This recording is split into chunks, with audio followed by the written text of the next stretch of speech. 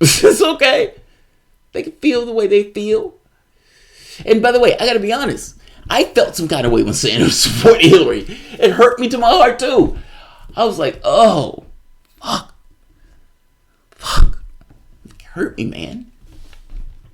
It hurt me. It hurt me to my fucking heart.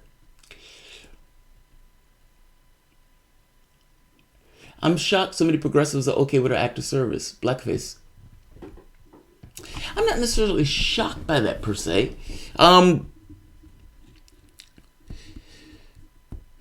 Look, I don't... If Sanders got in office, say he got in office, and he cut the military budget in half, that military budget would still be like $500 billion or $400 billion. You'd still have military personnel. My point is, even if you got what you want in regards to the military budget, you'll still have people serving in the military. I'm not bothered by Tulsi Gabbard being in the military. It doesn't faze me one iota.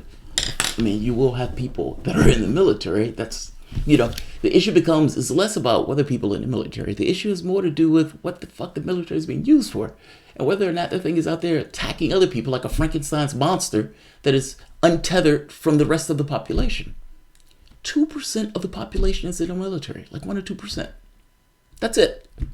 Completely untethered. They become the president's men or the president's army. The Department of War.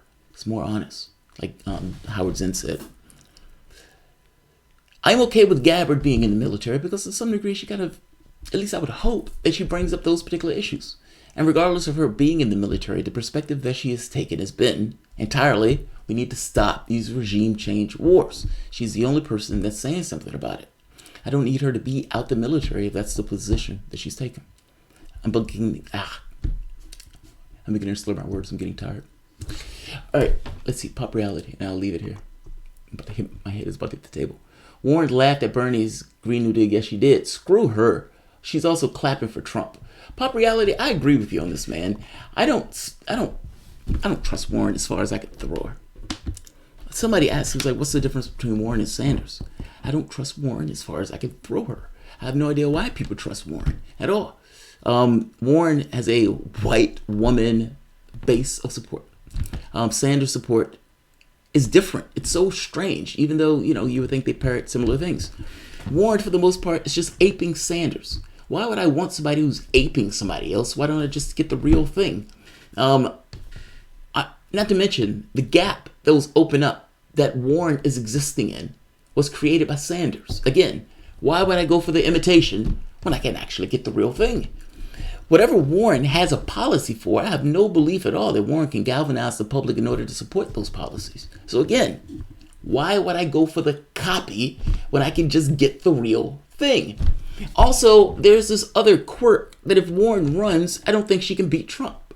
So, again, that's a worst case scenario because that means Warren will lose and the right wing in the Democratic Party will point to her and say, see, we told you, you can't run that far to the left. Get back in line. And they will try to bury the left with the same argument of legitimacy that was used against them after they failed miserably in the election in 2016.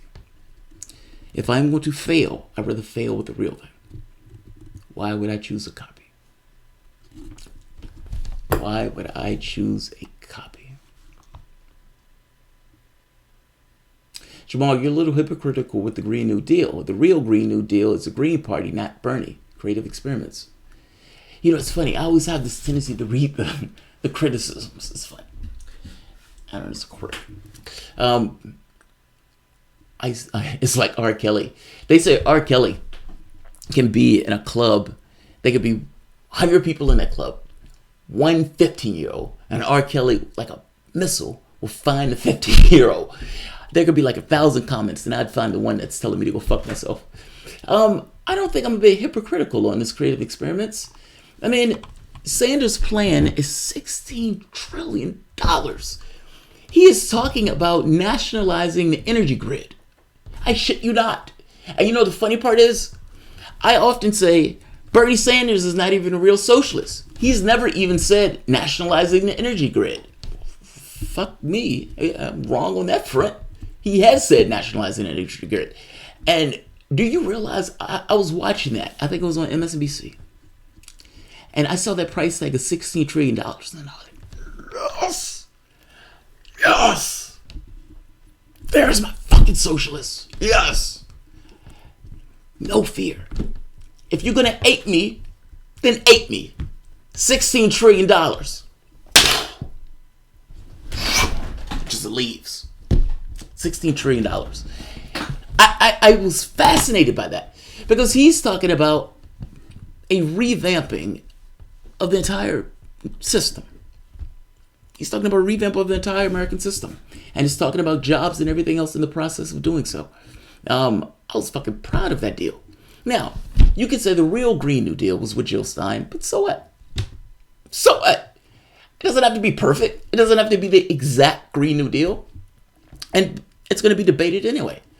What Sanders is pushing for is the most expansive shit that a leading politician has ever pushed for on a host of issues, including climate. Including climate. Give the man his due. Give the man his due.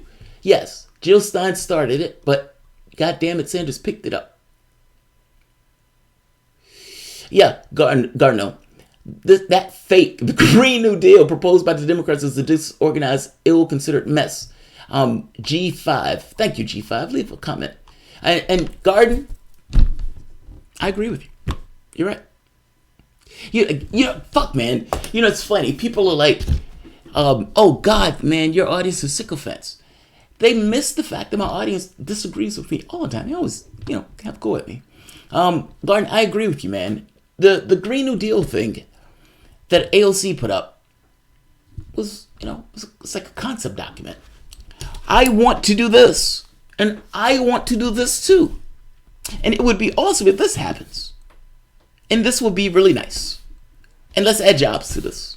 Let's add this to this. Like, it was just a motley crew of shit that she wanted to do. It's like everything that the left wants put into the environmental package.